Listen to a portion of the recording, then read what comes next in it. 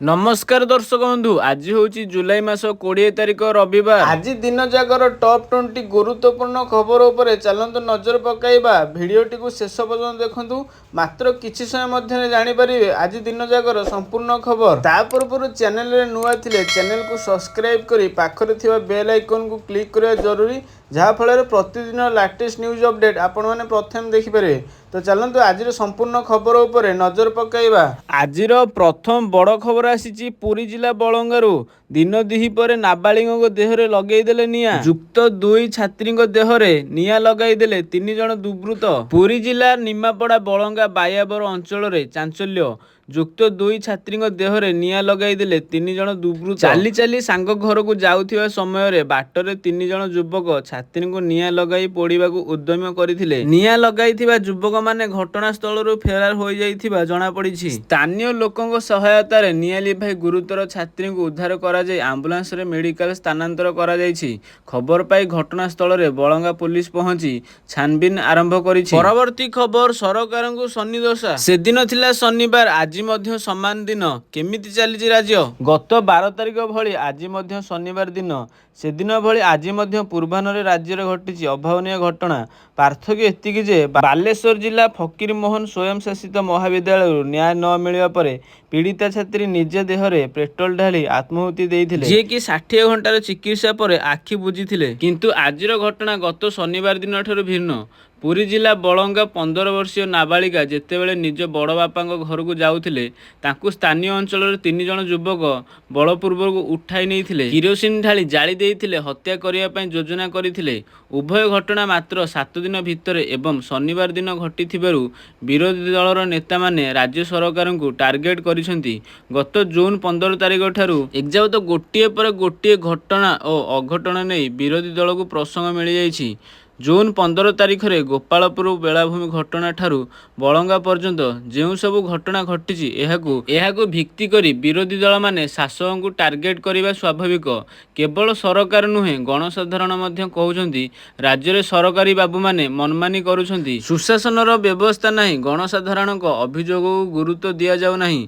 अनेक लोक कहउछंती सरकार शनि दशा लागी नहीं तो राज्य रे शासन व्यवस्था उपरे अनेक प्रश्न उठाइछंती। फकीर मोहन महाविद्यालय छात्री आत्माहुति देवा जोगु से 90 ରୁ 95% निआरे पोड़ी जाइथिया बेले बलंगा अंचलर झील 70 ରୁ 75% जली जाइछंती।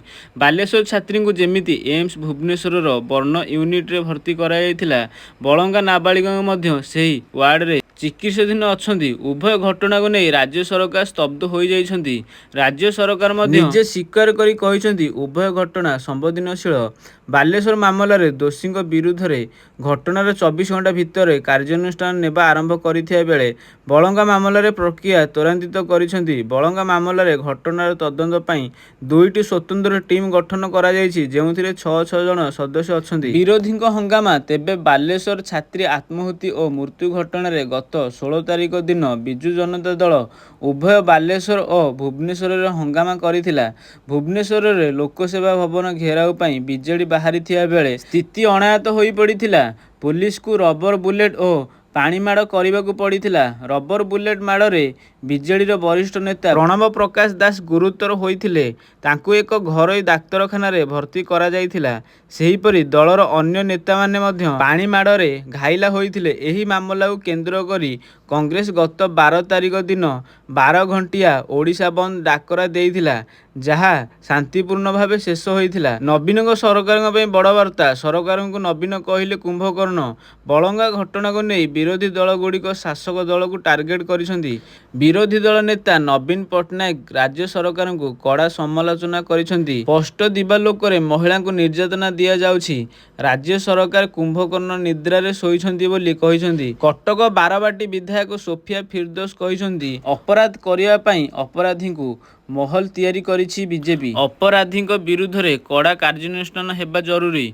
महिला कांग्रेस आज उपमुख्यमंत्री बासभवन को टमाट माड़ होइछि। बलंगारे कौन होइछि घटना? पुरी जिला बलंगा थाना बायाबरर नाबालिका जनक आज पूर्वाह्न निज सांग घर को कौन काम जाउथिले। ଏହି ସମୟରେ ଦୁର୍ବୃତ୍ତମାନେ ନାବାଳିକାଙ୍କୁ ଅନୁସରଣ କରିଥିଲେ ଏବଂ ଅପହରଣ କରି ଏକ ନିର୍ଜନ ସ୍ଥାନକୁ ନେଇଯାଇଥିଲେ। ସେଠାରେ ନିଆଁ ଲଗାଇ ଦେଇଥିଲେ। ଦେହରେ ନିଆଁ ଲାଗିବା ପରେ ନାବାଳିକା ଏଣେ ତେଣେ ଦୌଡ଼ିବାରେ ଲାଗିଥିଲେ। ତାଙ୍କୁ ସ୍ଥାନୀୟ ଲୋକେ ଉଦ୍ଧାର କରିଥିଲେ। ଗୁରୁତର ଅବସ୍ଥାରେ ନାବାଳିକାଙ୍କୁ ଉଦ୍ଧାର କରାଯିବା ପରେ ଭୁବନେଶ୍ୱର ଏମ୍ସକୁ ସ୍ଥାନାନ୍ତରିତ କରାଯାଇଛି। କେମିତି ଥିଲା ବାଲେଶ୍ୱର ଘଟଣା? ବାଲେଶ୍ୱରର କଲେଜ ଛାତ୍ରୀ ଗତ 12 ତାରିଖ ମଧ୍ୟାହ୍ନରେ ନିଜ ଦେହରେ ପେଟ୍ରୋଲ ଢାଳି ନିଆଁ ଲଗାଇ ଦେଇଥିଲେ। ଖୁବ୍ କମ୍ ସମୟ ମଧ୍ୟରେ ତାଙ୍କ ଦେହ ଭୟାନକ ଭାବେ ଜଳି ଯାଇଥିଲା। ପ୍ରଥମେ ତାଙ୍କୁ ବାଲେଶ୍ୱର ଜିଲ୍ଲା ମୁଖ୍ୟ ଚିକିତ୍ସାଳୟ ଓ ପରେ ଭୁବନେଶ୍ୱର ଏମ୍ସକୁ ସ୍ଥାନାନ୍ତର କରାଯାଇଥିଲା। ଶରୀରର 95% ଅଂଶ ପୋଡ଼ି ଯାଇଥିବା ବେଳେ ସ୍ୱାସ୍ଥ୍ୟ ଅବସ୍ଥା ଅତ୍ୟନ୍ତ ସଙ୍କଟାପନ୍ନ ଥିଲା। ତାଙ୍କୁ ସର୍ବୋତ୍ତମ ଚିକିତ୍ସା ଯୋଗାଇ ଦେବା ଲାଗି ଏମ୍ସରେ ଏକ 10 ଜଣିଆ ବିଶେଷଜ୍ଞ ଡାକ୍ତର ଟିମ୍ ଗଲା 60 ଘଣ୍ଟା ଧରି ଦିନରାତି ଏକ କରିଦେଇଥିଲେ। ଦିଲ୍ଲୀ ଏମ୍ସର ବିଶେଷଜ୍ଞ ଦଳ ସହିତ ବି ନିରନ୍ତର ଯୋଗାଯୋଗ ରହି ଚିକିତ୍ସା କରାଯାଉଥିଲା। ଶତ ଚେଷ୍ଟା ପରେ ମଧ୍ୟ ସେ ଆଖି ବୁଜିଥିଲେ। ବାଲେଶ୍ୱର ଜିଲ୍ଲା ଭୋଗରାଇ ଅଞ୍ଚଳରେ ଥିବା ତାଙ୍କ ଜନ୍ମମାଟିରେ ମଙ୍ଗଳବାର ପୂର୍ବାହ୍ନରେ ଅନ୍ତିମ ସଂସ୍କାର କରାଯାଇଥିଲା।